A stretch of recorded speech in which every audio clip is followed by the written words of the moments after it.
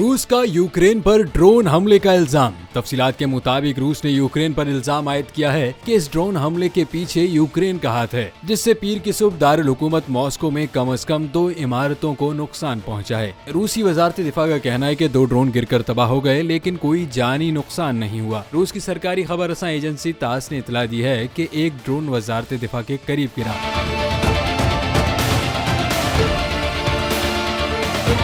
دوسری جانب یوکرائنی حکام نے ابھی تک کوئی تبصرہ نہیں کیا ہے، لیکن وہ شاذ و نادر ہی روس کے اندر حملوں کی ذمہ داری قبول کرتے ہیں۔ تاہم ماسکو نے یوکرین پر حالیہ مہینوں میں ان کی سرزمین پر کئی ڈرون حملوں کا الزام لگایا ہے۔ واضح ہے کہ یہ واقعہ روس کی جانب سے یوکرین کی بندرگاہی شہر اوڈیسا کو تازہ میزائل حملوں سے نشانہ بنانے کے صرف ایک دن بعد پیش آیا، جس میں یوکرین تاریخی کیتھیڈرل تباہ کر دیا گیا تھا۔ یوکرین کی صدر ولادیمیر زیلنسکی نے اس حملے کا بدلہ لینے کا عزم بھی ظاہر کیا تھا۔ انہوں نے کہا تھا کہ ان تمام میزائلوں کا ہدف صرف شہر، گاؤں یا لوگ نہیں ہیں، ان کا ہدف انسانیت اور ہماری پوری یورپی ثقافت کی بنیادیں ہیں۔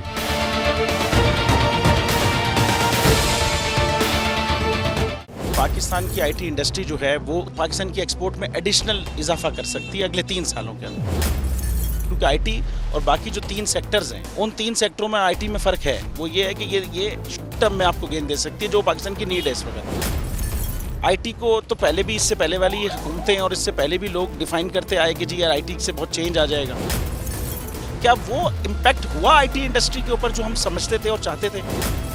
پاکستان کی آئی ٹی ایکسپورٹس اتنی ہو جائیں گی کہ پاکستان کے سارے مسئلے مسائل ختم ہو جائیں گے؟ وہ تو نہیں ہوا۔ آپ کی جو پالیسیز ہیں وہ کانفلکٹ ہو رہا ہے۔ کیا ہم نے ایسی پالیسیز رکھی ہوئی کہ گوگل مجبور ہو یہاں پہ آفس کھولنے میں؟ پالیسیز کے تحت کرنا ہوگا، وہ 2 سے 3 مہینے 4 مہینے میں خود بخود آفسز سٹارٹ کریں گے۔ جو آپ کے ملک کا آئی ٹی کا انٹرپرینور ہے $100 ملین تو وہ باہری اکاؤنٹ روک لیتا ہے۔ آپ اس کو موٹیویٹ کر کے اس کو پھر فوکس کریں، اس پہ انسینٹیو کریں، وہ آپ کو 100 آئے گا تو آپ کا 5 ٹائمز انکریز ہو جائے گی فوراً۔ ٹیکسٹائل میں ہم کیا کرتے ہیں؟ ہم اٹھاتے ہیں باہر کے کسی برانڈ کے لیے ٹی شرٹ یہاں بناتے ہیں، اس کو دے دیتے ہیں، لیکن اب آئی ٹی کے بعد اگر آپ اپنا برانڈ بنا کے لوگوں وہاں پہ بیچیں گے، چاہے B2B بیچیں چاہے B2C بیچیں، پاسبل ہے۔ پاکستان کی جو ایکسپورٹ میں یہ $30 ارب سے زیادہ کا اضافہ اس سے ہو جانا خالی یار۔ گورنمنٹ کے فنڈوں سے ادارے بنا کر اور ان کے تھرو کوئی ریولوشن آ جائے گا، سوال ہی نہیں ہے۔